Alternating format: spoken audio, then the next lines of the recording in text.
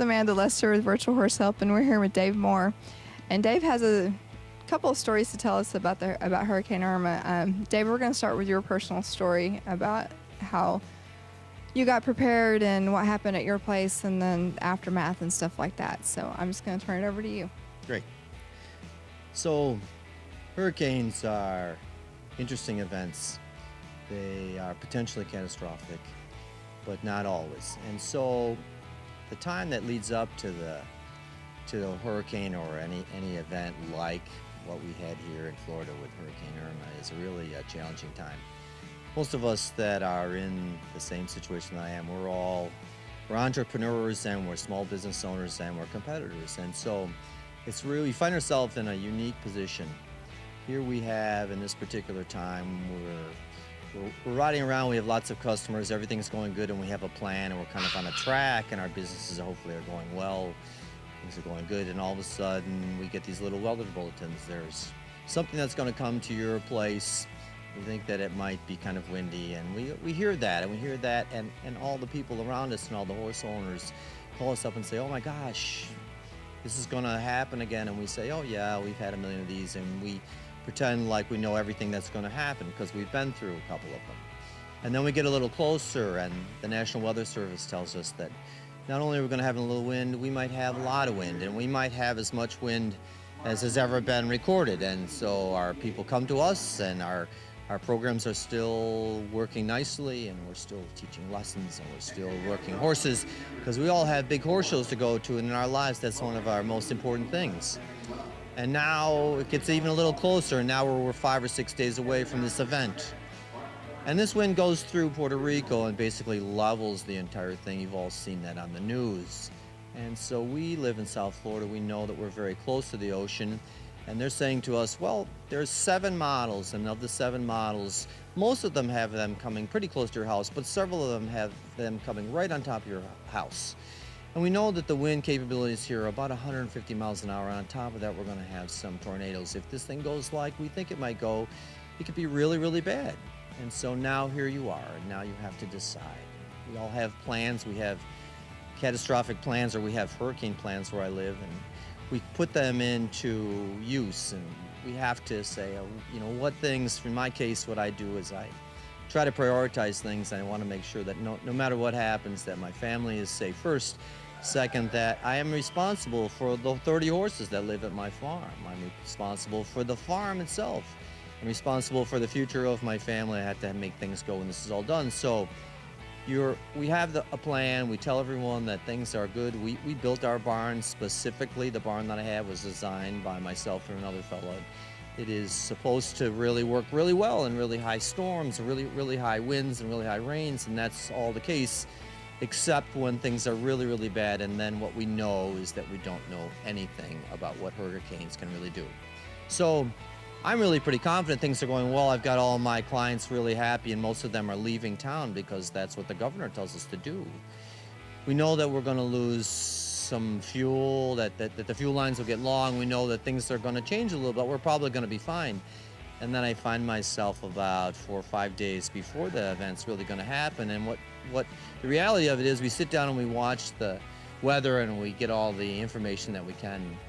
We find out that really this particular event, due to their forecast or based on their forecast, could be historically the worst that has ever happened. That causes you to stop and think a little bit. And so I'm not sure there's anything in the book of horse training that really helps you with that, or or the manual of the horse business, which is really only about 2 pages long. And there's nothing really in there like, so what are you going to do now? How are you going to handle this now? So I remember sitting on the couch on Thursday when the storm was due to hit on Sunday. And on Thursday, I was pretty sure that my plan was really good, and my plan was going to be, actually I was sure it was going to be fine as long as it wasn't a really, really significant event, but now it looks like it might be. So the first really interesting thing that happened to me is that my phone started to ring. And I probably had 7 people call me all that same time, when I had kind of a moment of doubt, and I was really not sure if the right thing was to stay or to go, because that's what they're advising us to do, is if you can get out, get out. A lot of the people hired big, huge vans and pulled everything out. So I have 5 I have 7 people that are in the business, horse trainers, friends, but some that are only acquaintances call me up and say, look, we're really concerned about what this is. These are guys from other states. I have people calling me from Ohio, people calling me. I'm in South Florida. I live closer to Havana, Cuba than I live to Orlando, Florida. That's how far I'm away. I got guys calling me from Texas saying, I'm going to load up my truck today and I'll come down and get you and we will move you. That was really a big thing for me personally. You know, I really felt humbled about it. 2 of them are Hall of Famers, NRHA Hall of Famers. They got better things to do. They call me up out of the blue and go, we don't like where you are and we're going to come help you. I thought that was really, really big. It gave me a lot of confidence in my decisions, and it made me feel like there really was a lot of support. Turned out we didn't make use of that. It turned out that it was impossible by the time we were ready to do the thing logistically, where we could have moved everything. By that time, the storm was close enough, the fuel was already a problem, the roads were a problem. We decided to hunker down. And thank goodness we had a big old storm, but it wasn't absolutely horrible. We didn't get the biggest part that the rest of the people got. So we had a big, huge mess, but we were okay. Family's okay. We were okay.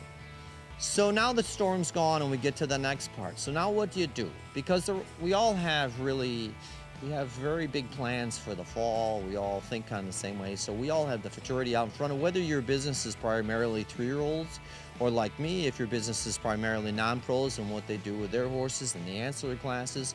Regardless of what your business is, you circle those dates after Thanksgiving. You're going to be gone and you hope that when you come back, things are going well. But in order to do that successfully, you have to really be able to rock and roll. You've got to be stopping and turning like no other time in the year, and you have to have your people really mentally prepared and your horses mentally prepared.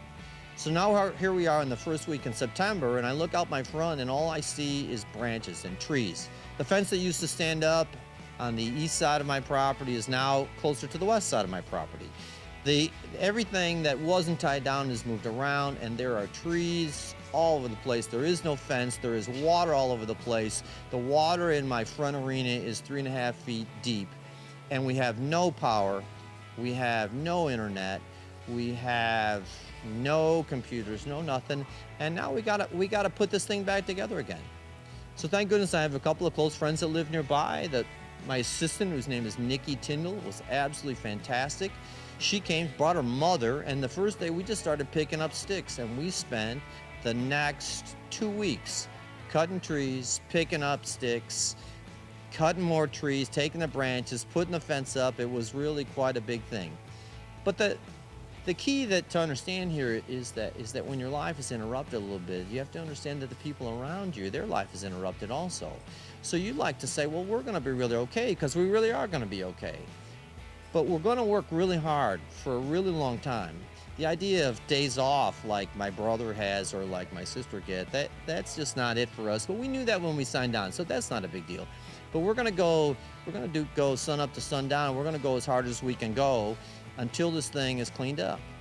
So you get to the point where things are starting to look a little better. About three weeks down the road, things are looking a little better for us, and we hope that things are going, and we're trying to get it together. They canceled our affiliate finals, or they didn't cancel them, but they postponed them. They're going to run them again here in Jacksonville, Florida, and we've got to get that thing kind of going again. And what I found was really interesting. I found that we could get the horses out, and the horses were, thank God, were fine. In our farm, things were all fine. We got them out. We kind of get them started again. But never underestimate the depth of the plan. If you're in a really good system and you have really good plans and you keep goals like we try to, you're on a path almost all the time. And when something like that interrupts your life, interrupts everybody's life. So here I have kids that are in school. They don't have any school, and their parents are keeping them home because they're picking up their houses too. Some of those kids that I have don't have roofs on their houses anymore. Some of them, their parents don't have jobs anymore. All that stuff is part of living through one of these catastrophes, and it really throws you off. So the mental thing is what really, really strikes me. The mental, getting back into shape again, getting yourself back going, getting your horses back going, getting the vets back on schedule, getting everybody right again, getting everything sound again, getting everything aired up again. All that stuff is really important and all part of the puzzle.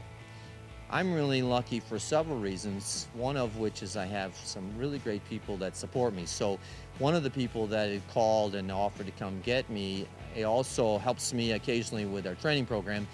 He was able to come down, spend 2 days, and with just me, myself, and another fellow who's a good friend of mine, and came and we just talked about horses. He's a Hall of Fame guy. He's a top-notch trainer, really excellent fellow.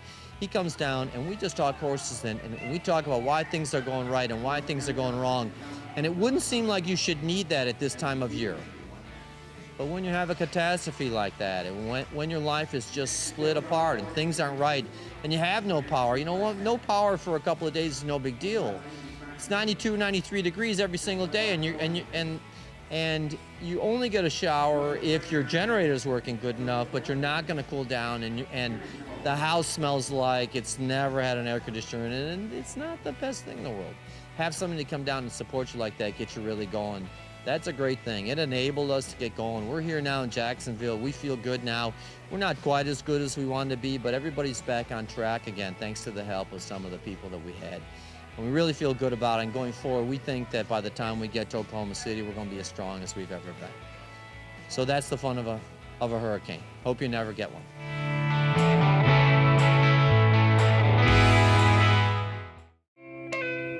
We created Equo, a simple and safe app that connects riders and drivers instantly. Here's how it works. It's really simple. You just sign up through the app, and you're ready for your custom ride. Equo Rush has on-demand drivers ready to make emergency travel a safe experience. Riders can schedule rides in advance with Equo Planned. And Equo Pool allows you to share rides with others for a cost-efficient trip. Next, select the destination and accept fares without having to use cash. One of our professional drivers will be notified and send a fast response for your convenience. Submit your request, and done! You're ready to Equo. All of our drivers are experienced professionals who get continuous training to handle any situation. Providing a safe, comfortable, and secure ride is our #1 priority. That's why we equip every Equo ride with step-by-step tracking and standby emergency assistance. You'll be able to get custom updates and monitor each ride directly from your phone. Welcome to the next level of equine transportation. Welcome to Equo.